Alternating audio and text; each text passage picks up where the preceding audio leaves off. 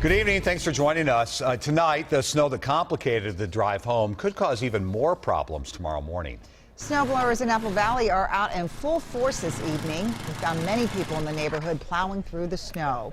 The Twin Cities area is supposed to get 3 to 6 inches when all is said and done. Right now, a winter storm warning is in effect. MnDOT says to plan ahead if you're driving. Roads are still slick as the snow continues to fall in the metro area. Traffic cameras caught many crashes and spinouts in the Twin Cities. This spinout was at 494 near Maple Grove. On 35E, a semi-trailer jackknifed along the interstate near Lino Lakes. We have team coverage tonight. Angela Davis traveled northwest of the Twin Cities where some of the heaviest snow fell. John Lauritsen is in the metro tonight, but we're going to start with Chris Shaffer, who is in the Weather Center. Chris? Amelia, remember last week and into the weekend we had all those highs in the 40s?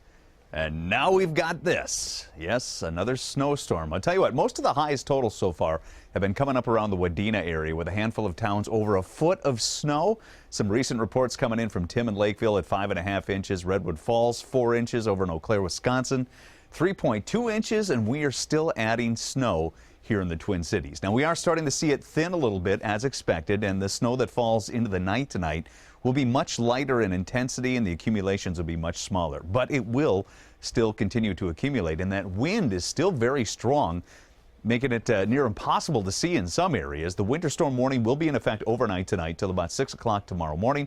Coming up in a few minutes, we'll have more snow totals for you and let you know how long a cold snap is going to last around here. Right now, we'll head outside to John Lauritsen, just west of downtown on 394. What are those roads like, John? You know, Chris, this storm arrived much later than anticipated, but once it got here, it picked the worst possible time to arrive right in the middle of rush hour. Let's take a look at 394.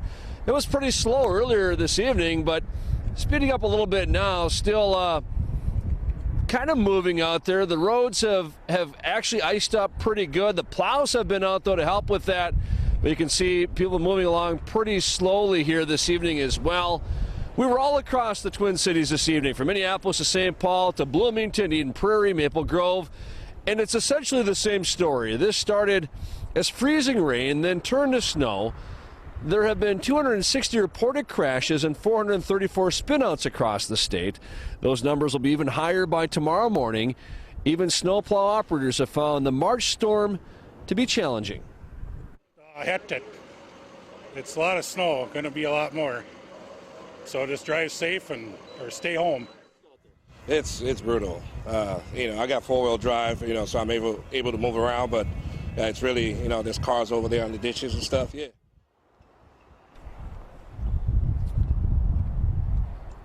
And even some of those on and off ramps like we talked about before, we're drifting a little bit. The plows have not had a chance to get to all of them yet.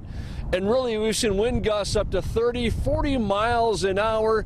Tomorrow morning's commute as well could be pretty rough out here. And Frank, they're talking about the State Patrol just reminding people to keep your distance if you do have to go out, have your headlights on, even in the morning.